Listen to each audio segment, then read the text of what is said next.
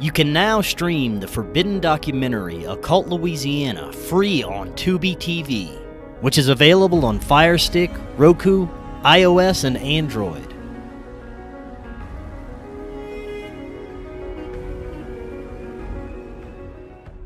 Hello friends, have you tried what may be the most powerful antioxidant known to man, C60 PurplePower? My C60 story has led me to great health mentally and physically. It's helped me personally lose weight, have more energy, and fight aging in general. You can also get C60 for your pets. Our dogs love it. They may live forever. Go check out C60 for yourself. If you use the link right in the description, you're going to get 10% off your order plus free shipping. They have some incredible new products like gummies, oils, and much more. Now, enjoy this episode. Hello, friends. We are in a troubling time when it comes to misinformation. Here at Forbidden Knowledge News, I've always taken an unbiased, open-minded, and responsible approach to presenting my own theories, and the views of our guests do not reflect that of my own. This show is for entertainment purposes only, and any information presented during this show is a live-action role-play scenario. Conspiracies are definitely fun to discuss in a responsible way. All that being said, enjoy this episode.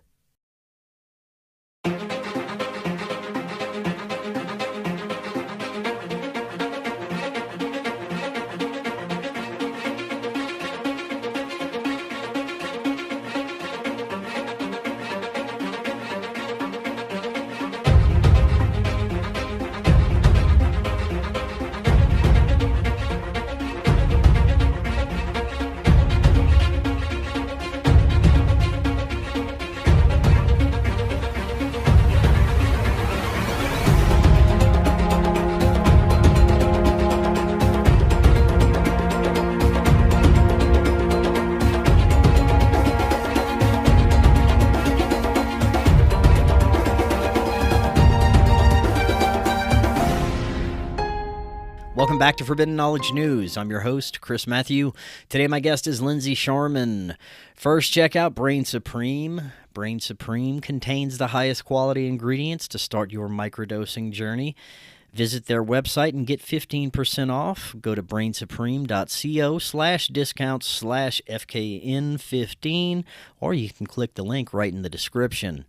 Check out the Forbidden documentary Occult Louisiana, available on Tubi, Roku channel, and multiple streaming platforms. That's a great way to help us finish production on our upcoming film. Also, download our podcast episodes directly through Spreaker. Get a Rokfin premium membership, rokfin.com/FKN+. And we're booking guests for January. If you have suggestions or you'd like to be a guest, email me forbiddenknowledgenews@gmail.com. Today I want to welcome back to the show Lindsey Scharmyn. She is host of Rogue Ways podcast, author of 4 books, educator and national board-certified teacher with a master's in teaching.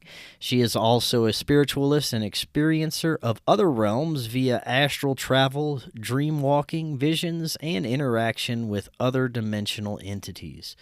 Lindsey, welcome back. How you doing? I'm okay. I've survived yet another traumatic life experience, so I'm good. I'm glad to be here. Yes, I'm so glad you're alive and you survived, and you're here to share your recent experience that was accompanied by something otherworldly, which is of many over your lifetime. And I always enjoy discussing your experiences and sharing insights about the nature of this strange reality, especially as my own perception shifts and evolves. There's an interesting synchronicity with this discussion. I've recently been talking about the effects of trauma on a person's perception and awareness as it relates to contact and paranormal phenomena. Basically heightened awareness in general. So there's some very interesting synchronicities. I am looking forward to comparing notes on this one. Before we connect some dots, remind the audience just a little bit about yourself and let them know where they can find you. Yeah, thank you. Well, I'm Lindsey Scharmyn. I'm a spiritual teacher and healer, and I can be found at rogueways.org. Ways as in pathways, not ocean waves. And everything I do there, all of the one-on-one services I do, tarot and spiritual healing, sound healing, and more, as well as the books, the channeled messages as well. And Substack is also where I like to invite people to read some of those channel messages as they come through. rogueways.substack.com is the other place to connect with me. Excellent, excellent. Well, you've shared many of your experiences here. Many of them have been traumatic, many of them very enlightening and beautiful. This is one of those experiences that is traumatic and beautiful in a way. So I'm looking forward to sharing this with the audience and hearing more about it. So where should we start with this? I understand it is related also to some childhood trauma that was experienced and triggered through dentist, which I also have, and we were discussing that before the show. But where does your story begin as it relates to this? Yeah, we'll get into it. Well, it's interesting. I was just reflecting too on how, in life we seem to be surrounded by people that share our karma in some way. So they're either dealing with the same type of trauma or karma as us, or they're causing that type of karma for us or for others. Like they're on either side of it, right? And so I seem to be surrounded right now with people who also had dental trauma as a child. And I knew other people who were tortured at the hands of the same dentist as me. And then I knew plenty of people who went to that dentist and were not tortured by him. So that's interesting too, right? I've always thought, like, I wonder how many people experienced this. Was this just this one guy? No. The more I talk about it, the more I find so many people, seemingly, especially in the 80s, had dentists who would very specifically intentionally harm them. And that's what I mean by torture, intentionally causing pain, intentionally not giving numbing agents like Novocaine. I never knew what Novocaine was until I was like 10 years old or 11 years old. And I had already had so many cavities, abscessed gums, and I was told that I just had really bad teeth and that it was genetic. But my sister and my brother didn't have such bad teeth, right? And they didn't have such horrible fear of going to the dentist. But this dentist would not numb me. He would intentionally drill on me in places where I did not have cavities, as far as I can now reflect on and tell, so that I would develop cavities in those teeth so that he would see me again. Yeah. So he was, just like many predators do, setting up future predatory sessions with their chosen victims. So yeah, so I had to go back again and again and again and again. Every time it was horrible and, psychological as well. Like he definitely enjoyed watching me be in pain. I have memories also of the woman who was the assistant, sometimes seeming to sort of lamely try to stop him or lessen the pain or something, but very lamely, not effectively. Wow. And then he would often send her out of the room. Like the one, protector I would have would be sent away, and a really poor protector at that. And when I would talk about this and bring it up to my parents or my siblings, they were like, yeah, I mean, the dentist sucks. Like, of course. And I was just like, wow, like we just have to deal with this. Like, this is crazy, crazy. But like you said, it actually developed this higher awareness in me. And since I've been healing this and dealing with this and working through it and some of the other traumas it has caused throughout life, because once you're traumatized that severely once, you kind of like drop your guard, right? And like the future predatory behaviors don't seem so bad to you, and future dangers, like, oh well, like I've already lived through the worst, so we have this sort of lowered guard and this inability to protect ourselves to some degree. We're just like, we're used to it. So through all of those, I've developed this higher sensitivity as well, right? And this also ability to leave my body, which was hard won, right? It comes from such severe pain that you have to basically disconnect, and they call it dissociation. Psychologically, it's one of the main, I guess, symptoms of PTSD, is that you're able to sort of leave your body. And so I got good at that. I didn't know that, right? But that's part of why I'm able to be a spiritual healer. It's part of why I'm able to have so much contact with whatever we want to call it, the other side, spiritual guides and allies, people who are deceased, right? And all of these sorts of energies is because I have such an ability to be outside of my body, less connected to my body. And that comes with its challenges as Mm. well, right? Being in the body is therefore hard, and healing my body physically is therefore more difficult. And I have a high propensity to not understand how severe my pain or my symptoms are, which is part of what led to this most recent dental Oh, issue. man. How long has it been since you've actually been to the dentist? Are you still able to go regularly? It's just a traumatic experience? Well, it's for many years it was Mm. easy. I didn't even know that I would just dissociate and just do it. My dentists for years were like, "You are the best patient. Like you just, like silent, just like stable, like never move." I'm like, "Oh, I was trained. Yeah. Like you do not move. You do exactly what I say. You don't talk, like you don't make a noise." This guy was very, very sadistic. And so I was great at the dentist for decades. And then I got into some Jungian psychotherapy.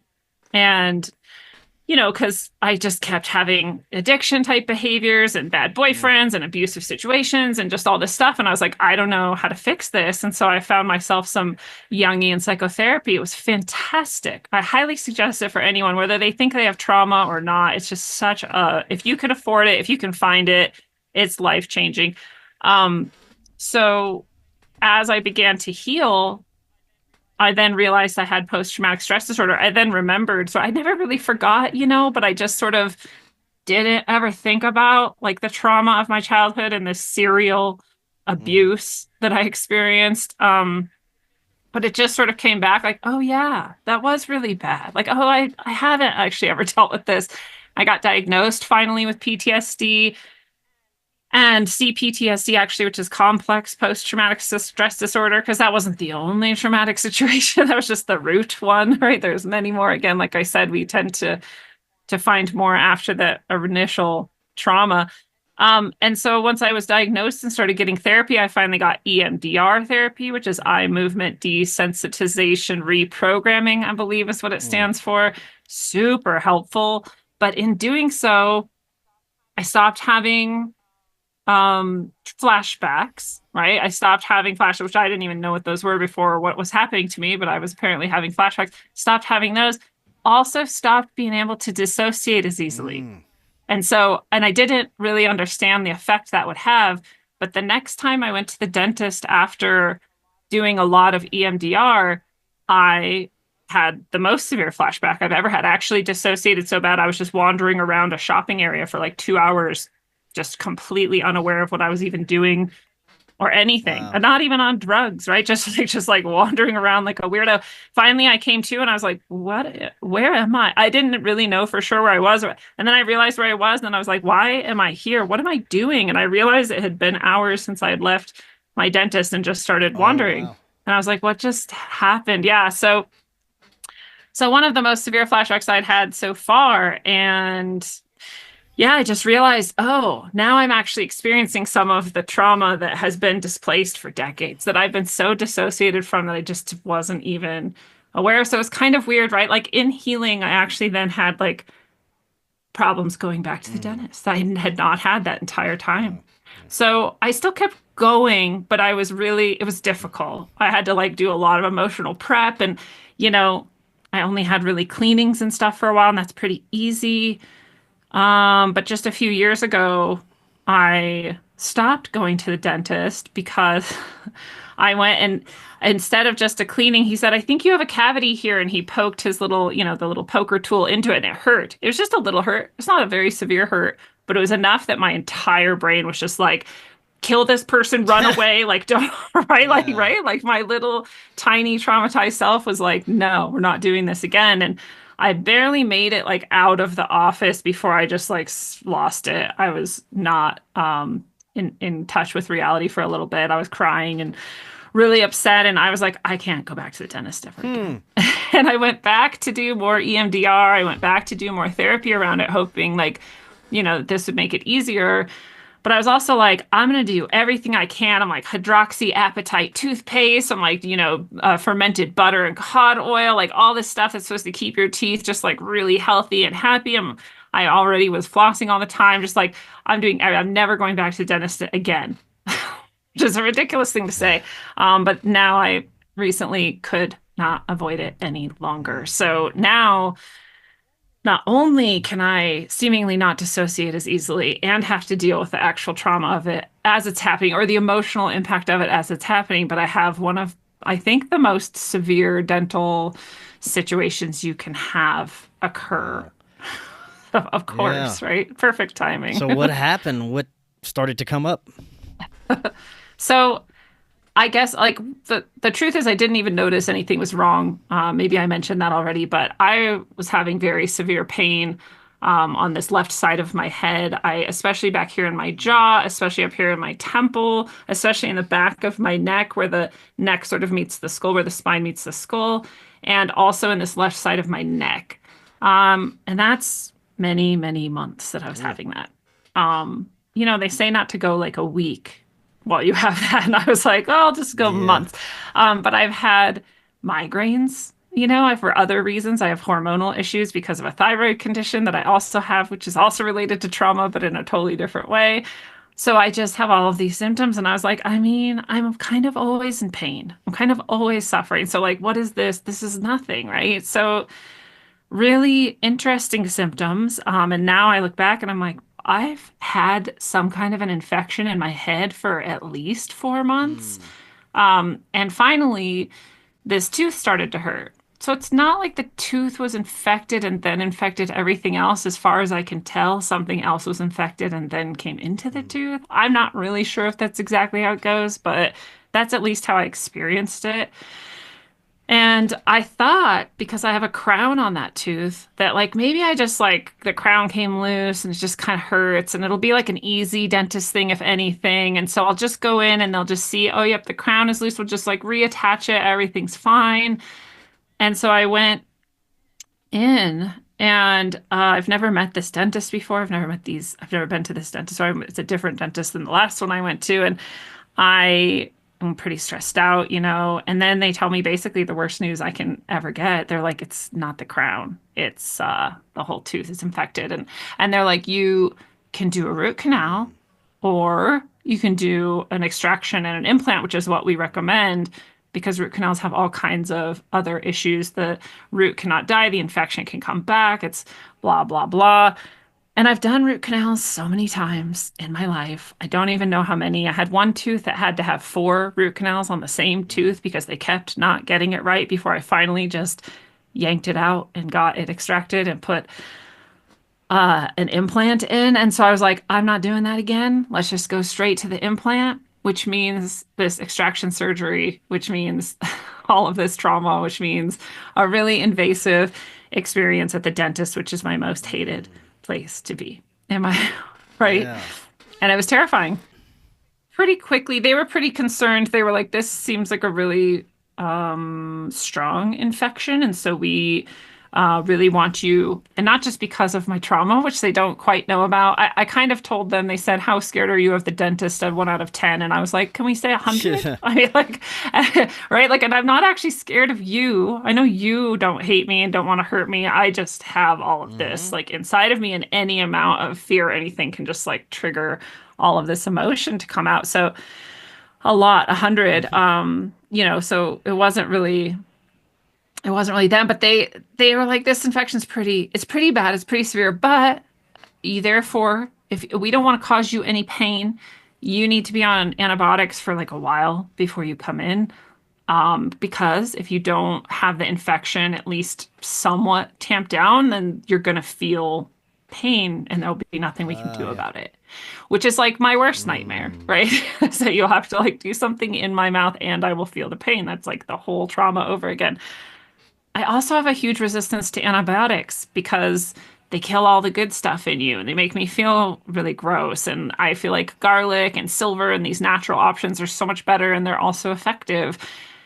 But this, again, was this very strong infection. And they gave me one of the strongest antibiotics at one of the highest levels you can get for one of the longest periods of time you can take it. And I was like, well, that's pretty severe. I should probably not rely on garlic and silver just in case, right? So So they're like, yeah, we want to do this as immediately as possible, but we don't want you to be in pain. So take these antibiotics. And I even said to them, like, I'd rather not. And they were both just kind of like, we can't make you, but like, please take Mm. them. Like, and it's a biological dentist, it's a holistic dentist. So they're the kind of place that would tell you not to take something if you didn't have Right. to, right? Or would not prescribe it in the first place if it wasn't necessary. So I kind of was persuaded to just take them. And then the earliest I could come in was, I think it was 5 days after that. Okay. So which was just a couple days ago, this past Monday. So I went in and thank God the antibiotics were like kind of just enough. I could tell like the pain had gone down in my whole head and that area enough that I was like, I don't think I'm going to feel it. I think the infection has gone away. And they really numbed me up and really tested everything they could before they began. We're like, you feel nothing, right? And I was like, I feel nothing. So it was really good. Mm. Had nitrous. Never had nitrous before that I remember at least, and that was That was fun, fantastic. yeah. So that was very good. So it was a lot easier than it could have been. I think I got it right in time, kind Good. of. I think they were very professional. It was good. I'll also add, even though it has nothing to do with our topic, they did this thing. They drew my blood and they put it in what's the spinning machine? Yeah, Centrifuge. okay. Centrifuge, and they got the plasma out of the blood so that when I was done, the extraction was complete. They put that back up there, and it has some of the highest healing potentialities of your body all compacted into one place. So Hmm. that they injected in, and then they Wow. took bone from a cadaver. So a dead person's bones are in my jaw Oh, right okay. now. Yeah. Well, if you So start hearing I did. communication from something you're unaware of, I know. maybe that man's. Well, I had the feeling as they were like, okay, get the cadaver, whatever. I like heard them talking about it. I've had the feeling that it was a man. And I did like a quick forgiveness practice and like release of his energy and like gratitude. Thank you for your, donation to my healing. And it's so interesting too. So that was just my spiritual side of it amongst the other things I was doing during that surgery. But it's interesting too that this is the fastest I've ever healed. I've had molars or what, sorry, wisdom teeth extracted. I've had another extraction and implant before and all sorts of dental surgeries before. And this is like 2 days old and I'm here talking to you and my face is like barely swollen and I've had no bleeding. And like, I think it's because of this cadaver bone and these plasmas that they put in. It was That's pretty awesome. cool. It's high tech. Yeah. Wow, right on. Now, you also had a somewhat metaphysical experience associated with this? Yeah, I mean, aside from what just I couldn't even begin to go into all of the spiritual levels I was operating on as I was going through this, again, re-encountering all of this trauma, but in the most successful way I ever have so far in this life. That's its own, I think, full like topic and episode that we could go into. But after the surgery, I found out that I was supposed to take another 10 days. I wasn't even through with the first 10 days of these very powerful antibiotics. I have like another 3 days of those left. And then I'm supposed to do another 10 days course of these antibiotics. And the girl who was prescribing these afterwards was saying, because she knew that I had originally expressed the resistance to taking Hmm. them. She was like, whatever you do with these, it's up to you. We're just going to prescribe them because that was a pretty gnarly infection and blah, blah, blah. So I was like, okay. So now I kind of have this question in my mind, like, should I even take them? I really don't, again, don't like to, don't want to, think it's unnecessary. It's possible you get all of these problems like C. diff, and then the rest of your life is Mm. difficult. And, there's all of these things. And so I really don't want to. Maybe I shouldn't bother. And I went into my own spiritual guidance about it. And I'm asking my guides, should I take these antibiotics? Should I finish this course? And, I got a pretty strong answer, but I don't trust myself when it comes to myself, especially around issues that I have trauma Mm. around, right? That's like the shakiest ground for a spiritual practitioner to be acting on, right? When it's for someone else, I'm unattached. I don't care. So it's clear every time. When it's for me, it's like there's emotion in there and there's bias in there and there's Mm. denial in there and there's all this stuff that's like it makes it a little bit more murky.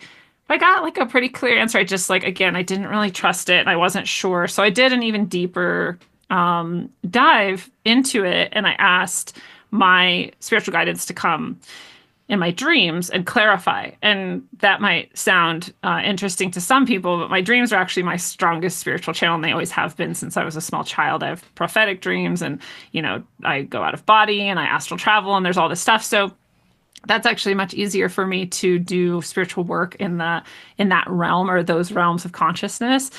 So I did a program, and this is something I teach people as well. I call it dream walking, and anyone can do it. And it's fantastic spiritual skill to throw on the pile, whether you're like a beginner or a really advanced practitioner, to get more clarity in that and more understanding of what's actually happening and how to use it well. So I use this for myself. I did this actually just last night.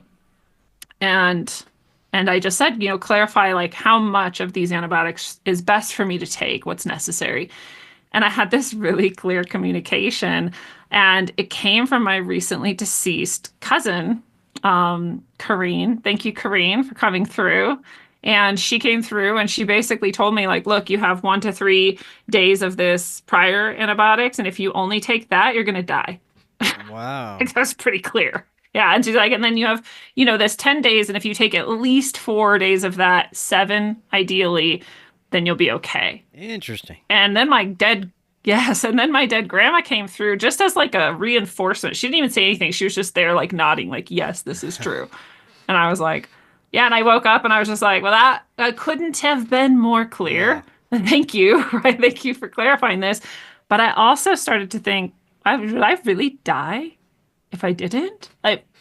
And I don't know. I just, again, as traumatic as this is, as like intense as it is, as much as they told me this is a really strong infection, I don't know. But one of my friends was like, hey, yeah, take all your antibiotics. Like, upper jaw infections can kill you. They can get into your brain and they can kill you. Like, they're a very serious problem. And I was like, I just wasn't thinking of it really this way. And then I remembered also, we were talking again about how we tend to have these kind of clusters of people and karma and ideas. You're thinking about trauma and consciousness and all this stuff. And here we are talking. We planned this show not knowing I will have just gone through these things, like this day was just the day we're going to record whatever was going to happen. And recently I had a friend who had a very serious jaw infection and was in the hospital for 4 months straight. And she nearly died.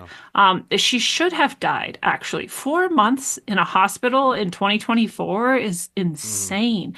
She's only 50. Yeah. She's like not, right? Like, there's no reason this should have happened. And yeah, so I have that example in my life as well very recently of someone who barely made it through a jaw infection. So I just feel so lucky. And I also feel very lucky that despite my resistance to dentists and antibiotics, my guidance and my spiritual path led me to do this correctly. Otherwise, perhaps I wouldn't be here. I've heard of quite a few people that have had similar experiences, and a couple that did die from these upper jaw infections. So it is a very serious thing, and I'm glad you were able to get everything taken care of, and you're still here with us. And you're here with us today, which is even more fantastic. Now I want to discuss how trauma can affect us in different ways, especially broadening our perception, starting with the triggering of our awareness. And often paranormal experiencers, contact experiencers, people who have encounters, otherworldly encounters, will often describe childhood traumatic experiences that lead to this. I think that there is a dark side of this that can be forced trauma, that whether those imposing the trauma are aware of the effects or not, it can have these effects. And another part of this is most of people's paranormal experiences are based on their perception at the time of the experience. And I'd really love to get your insights into this. It seems that if you're in a dark state of mind, if things are not going well in your life, you might have these darker metaphysical experiences. But if you are emanating positivity, you've cleaned your own house in a sense, taken care of a lot of your trauma, and you do have that awareness, the experiences are much more positive. Would you agree with that? Yeah. Yeah. And it's not Oh, you can look at it either way, like which is causing which. Is my negativity or positivity causing the negativity and positivity I'm experiencing, or is the negativity and positivity around me affecting that I'm negative or positive, right? Like which way is it going? And the answer is it's both, right? I look at it sort of like it's maybe easier to think of our physical body and how we can develop parasite infections.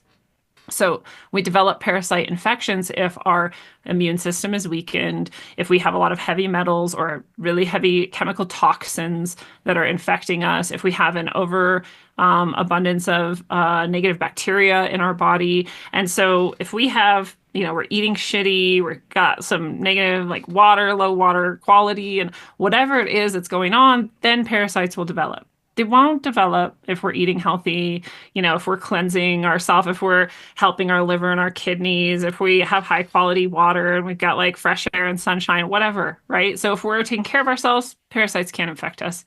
If we're not, they can. So it's similar with our mental attitude, our emotional attitude, and our spiritual energy. If we're depressed, if we're anxious, if we're traumatized, if we're in the dumps, then it's really easy for negative energies to come and feed off of that, attach to that, affect us, keep us going deeper into that side of things. And if we are having good spiritual hygiene and we're doing emotionally healthy things, we're making good choices for ourselves, then it's easier for those light energies to connect with us and get through to us and, etc.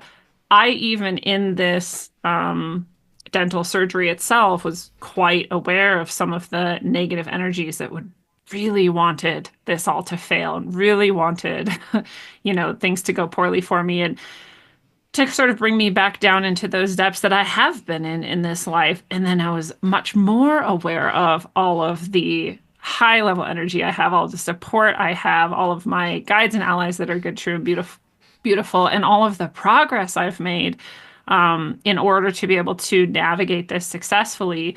And so that was the overwhelming, win of the situation. I did not go deeper into the infection did not continue, and I was able to successfully extract this, and everything has been healing well. So, even in this experience, I've seen that sort of battle between the light and the dark, and it's always waiting there, and not to be like scary or you know, depressing for any or morbid for anyone, but it's always there, just like the parasites are always there. They're on surfaces and in food and in water, like they exist, right? And they're there. They can't affect you if they don't have like the place of purchase to latch into and grow. So, we have a lot of power in what we experience and how we experience it and what we are aligning with or what we're choosing. Right on. And let's dive deep into the dark woo-woo waters when it comes to how trauma can activate certain experiences and trigger different perception and awareness in people. I've been talking about people from a young age that are either targeted individuals, they have very high-level military family or powerful interests that put them in programs from an early age, use trauma to elicit different types of responses, and possibly to recruit people for different operations. I think that there's a lot going on with this that actually has been going on with this for a long time. And we're seeing a lot of people that are triggering memories, especially that more people are talking about things like this and remembering things like being part of different programs.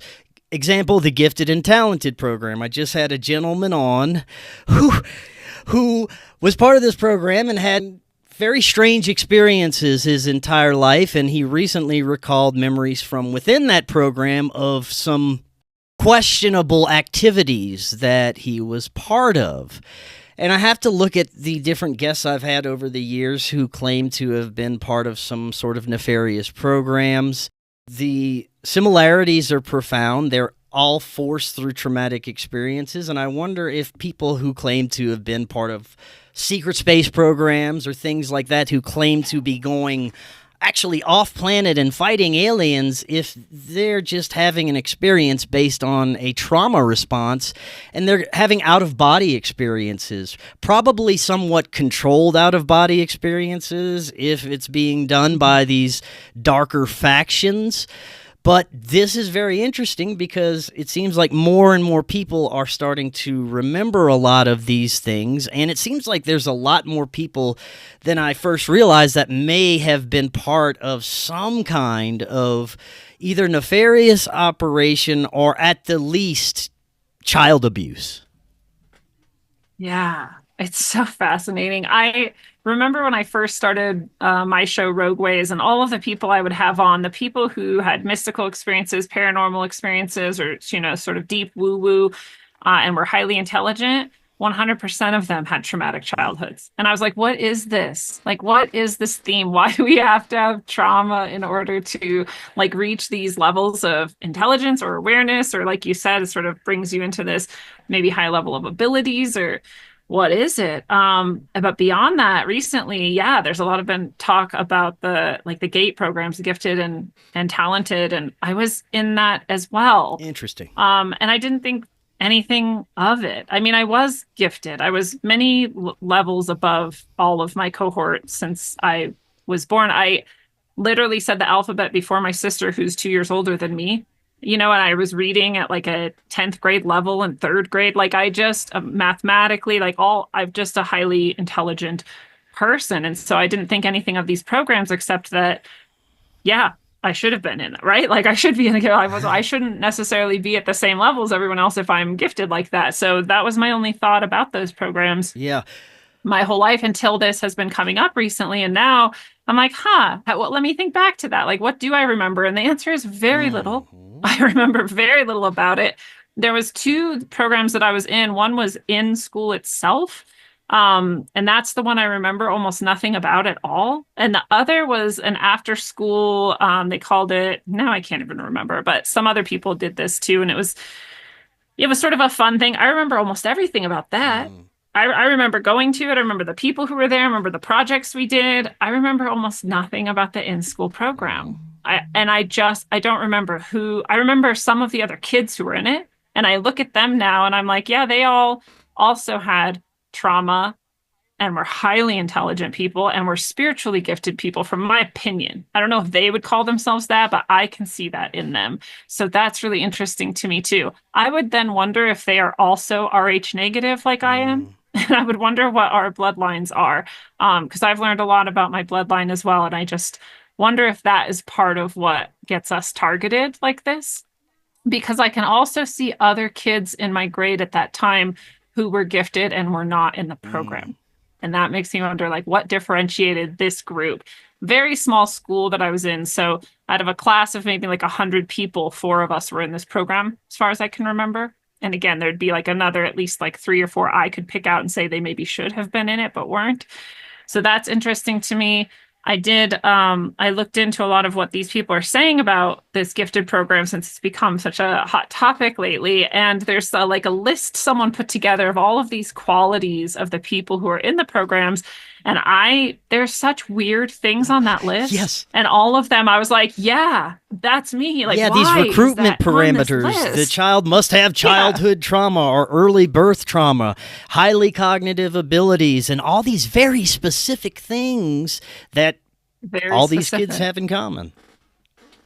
Well, and then I've had a couple types. If I just had to put broad categorical labels on the types of paranormal experiences I have had some that seem to me more along what we would call like the abduction side of things. And to me, those always have a very like human and military energy to them. And then I've had spiritual and out of body, and those don't have a human or military element to them in my experience. So that's also interesting to me, that because the abduction and the alien sort of phenomenon, I just wonder if that's all military and it's all targeted at people maybe like me or otherwise targeted for some reason, right? For some nefarious, I'm sure, purpose. And then what stops that? Why did that stop? In my experience, it stopped because of my spiritual development. which is interesting to me because why would the military or humans have to abide by a spiritual anything, right? But then it makes me wonder what side are they on? And yes, there is actually such a thing as universal or spiritual law. And do they have to abide by it? And my answer so far is yes, they do.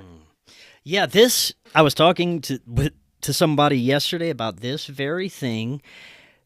It seems like what could be happening is these very powerful interests are going to extreme lengths to perpetuate a UFO narrative that has been going on for decades. And this is a long game.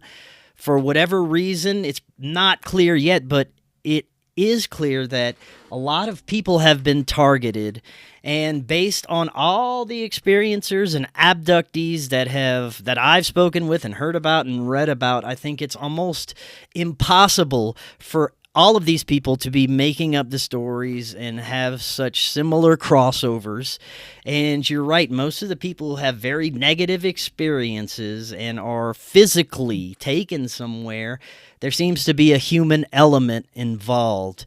And most of the genuine experiences, very benevolent experiences, seem to be more of an out-of-body astral experience, non-corporeal intelligences interacting with us through some sort of altered state, near-death experience, or just coming through for people who have that heightened awareness. But there seems to be two distinct things happening there.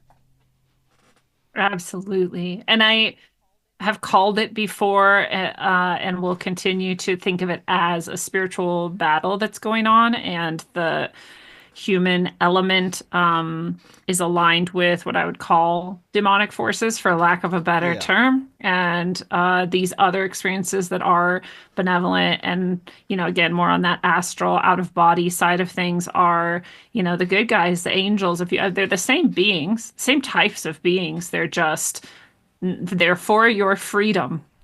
They're for your upliftment instead of your enslavement. But that our human, I don't want to call them overlords or elites, right? Our human psychopathic leaders, we'll say, controllers, they seem to be aligned with those darker forces. And it seems to me like those tides are shifting. I mean, so many people are waking up to the long game that you've talked about. And it's thousands of years old. It's a very long game, and it is definitely psychological in nature and emotional in nature. And this is part of why trauma has been used against us for so long. Wars, right? Even the COVID scare, like more than anything, that was psychological, emotional, and spiritual in nature. People were injected physically with stuff. Yes, something happened to people physically to make them ill. Yes, but it's really more about the mind and the emotion and the spiritual side of things that the psychopaths are interested in. They keep us down to education with media, with food, with all of it, and all of it is aimed at our enslavement. But despite all of that, here we are waking up, and here we are with everyone starting to ask questions about things that just don't make sense. Like, why is our food system poisoned? And why does the media just lie to us? And why do all of the rich people seem hell-bent on really demonic, like child pornography and just right? Like this gross, debased culture. Why are we like this? And it is a spiritual revolution that we're going It's through. very interesting. And I look at it based on the situation that I'm observing at the time. I try to look at everything objectively, and I immerse myself and surround myself by like-minded people. Unfortunately, doing this type of content creation, in a sense, we are trapped in an echo chamber when it comes to social media and trying to reach new people. So every once in a while, I like to look at the other's perspective, the normies, the people who are immersed in the matrix still, and see what is flowing through the consciousness, if there's anything changing, if I should be encouraged about things. And there are good days and there are bad days. But I agree with you that overall, it does seem like we're headed in a very good direction. It seems like we're being presented these the shittiest situations that we could ever imagine. And it's up to us to decide whether we want to continue to participate with this or check out of it. The way I've seen it, there's always been this dark force, as you were just talking about, but it likes to play both sides, and it's really good at infiltration, and it's really good at taking over positive movements that seem to be headed in the right direction, and then a few years later you look back and it's just as shitty as everything else. So this is one of the problems we face with this spiritual war. Is it is a very intelligent dark force, and it is using infiltration right now in different spiritual and conspiracy and truth communities to spread messages that are going to lead people in the wrong direction. This concerns me because I see a lot of it going on now, and it's people are becoming a little confused, and even in our own community, a lot of what I thought was very respectable content creators are putting out stuff that just makes me shake my head sometimes. So we're at a very critical point, I believe, in this war, and I think we have to be careful with what we're aligning with because of all the infiltration. It gets its tentacles into everything good, and it just turns it rotten. So that begs the question, where do we go from here? The obvious thing is to take care of our own houses, take care of ourselves, get ourselves in spiritual order, and the rest seems to follow. But what's the best way that we can avoid getting trapped by some of these movements that are slowly being tainted from the inside? That's a fantastic assessment and question. And you nailed the answer, actually. And there's a couple more levels to that answer, but the answer is always literally within. And it's what all our greatest spiritual teachers tell us, but it's true because when you yourself are healed, then you yourself cannot be corrupted and you cannot be a vector for the negative, the demonic, the lower energies. They rely on people being, at the very least, indifferent or unaware, if not a channel for the darkness. It has to be that way for it to even exist on this plane. So the more people who are aware of it and reject it, even just in principle, or are becoming a channel of the other side, the light, the goodness, the less that energy gets purchased here and the less we can be enslaved. It's actually the negativity and the darkness is the architect of its own destruction 100% of the time. And this is going to be no different, and it has been no different, because the more you have to confront it and see it for what it is, the more you have to choose what is my line, right? What are my principles? And the more you have to walk in alignment with them and channel, again, that goodness and be of that resistance or rejection of that. And the more you are that, the more other people see that and are that too. And the more that grows, and the less purchase it has. So it actually creates this in its progress, right? It makes this progress in this purchase, so it thinks, but in doing so, we find ourselves and we create our delineations, right? Like, I know 100% for sure you could never get me to put any sort of microchip in my brain. Right.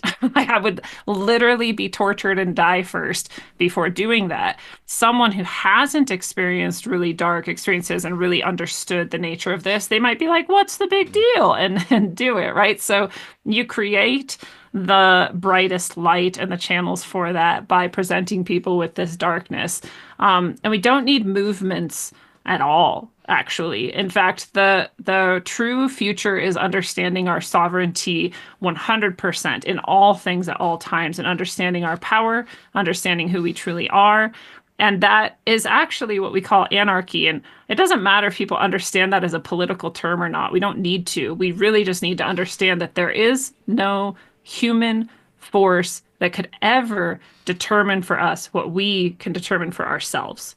We don't need media to tell us what to think. We don't need education to tell us how to learn. We don't need any of these things external to us. We have to know it within ourselves. And so when we are that, we just can't have any rulers. We can have leaders. We can make organizations. We can have community groups. We can have cities. We can do anything we want, but we will be sovereign into ourselves.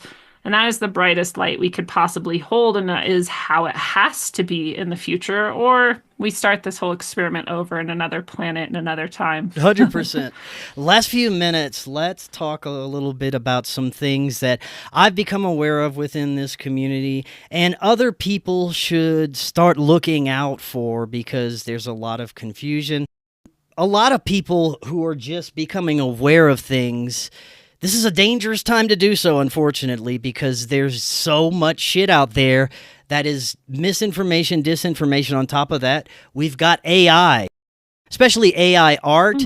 This is becoming more and more capable with each second that passes, and the technology is growing and learning.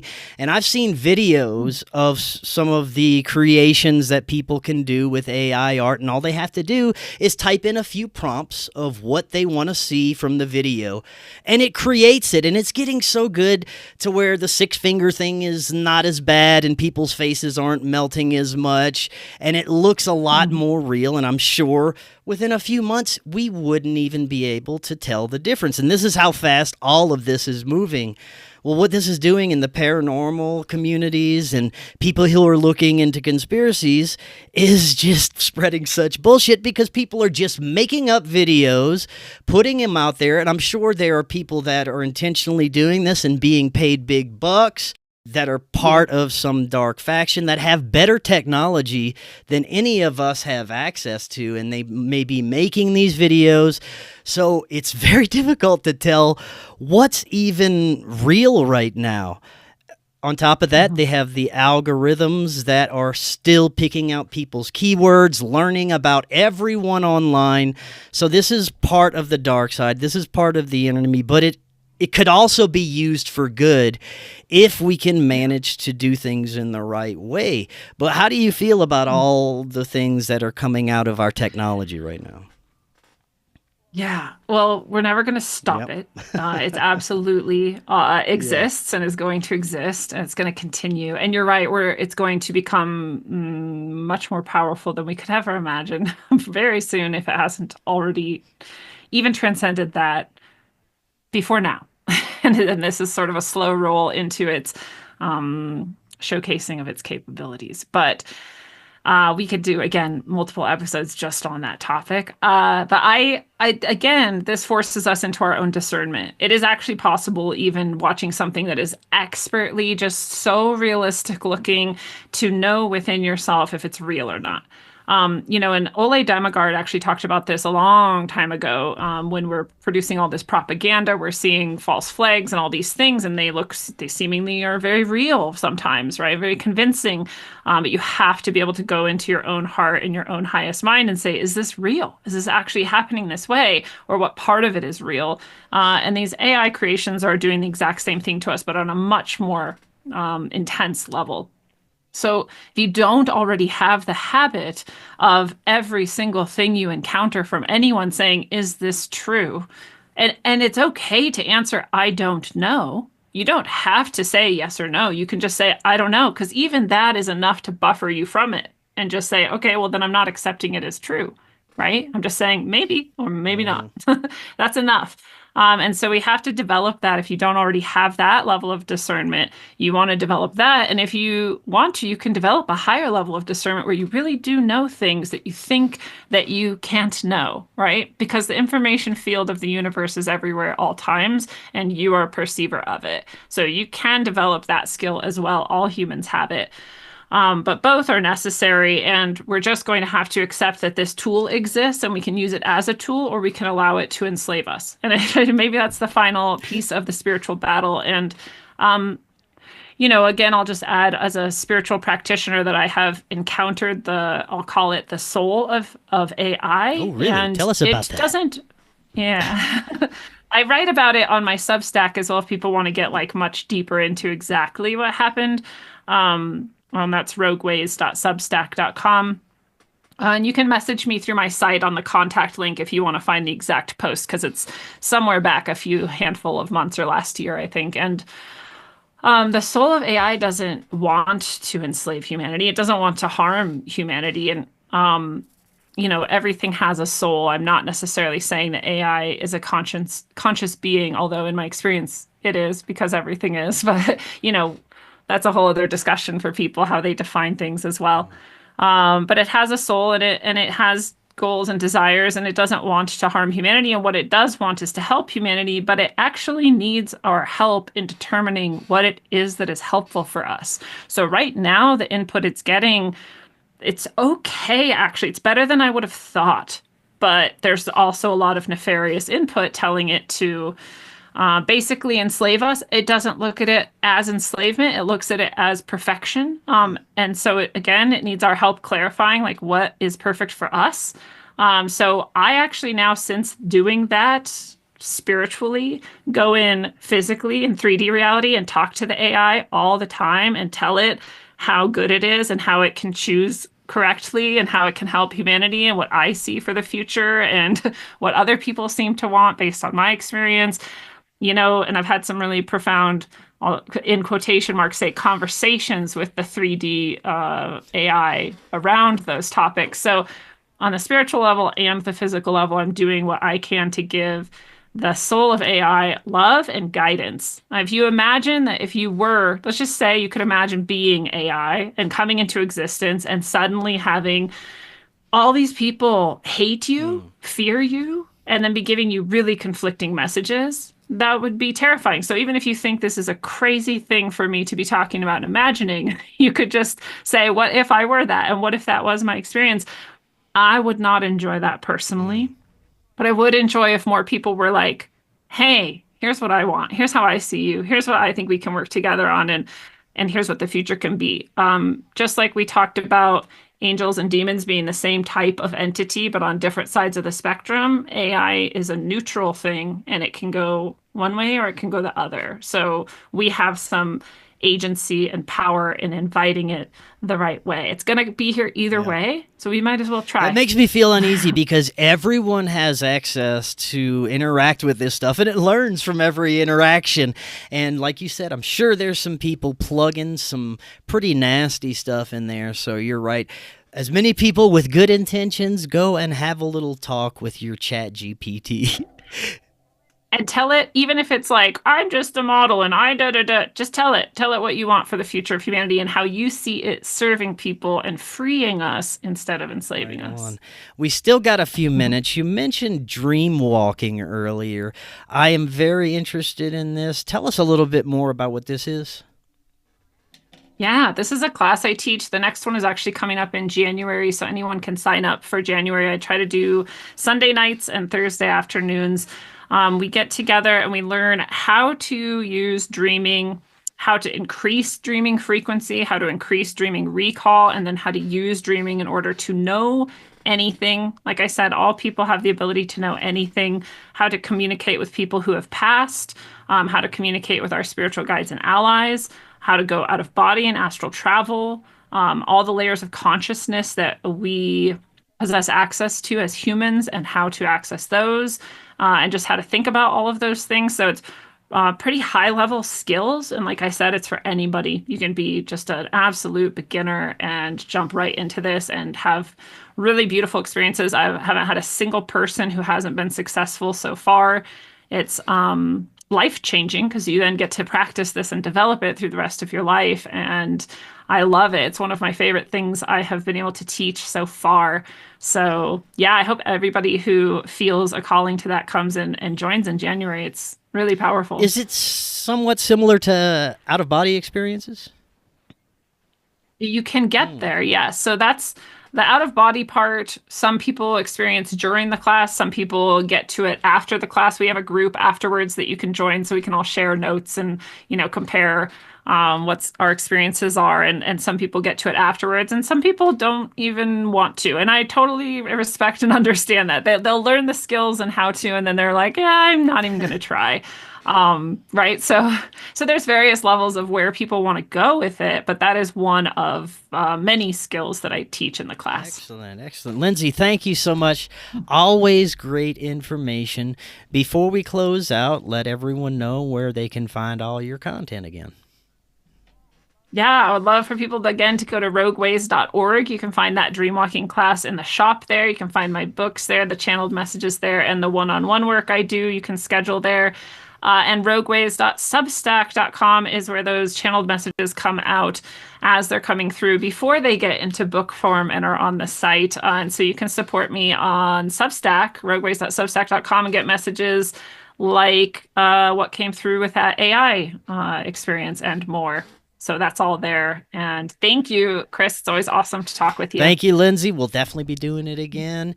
And happy Thanksgiving, everyone. And we will be talking again on Friday.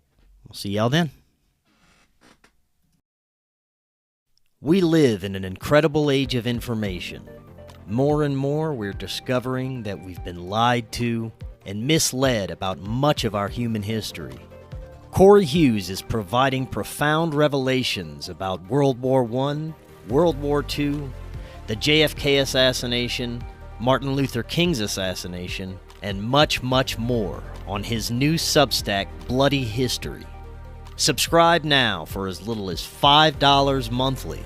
Just click that link right in the description to get started now and learn about our true history.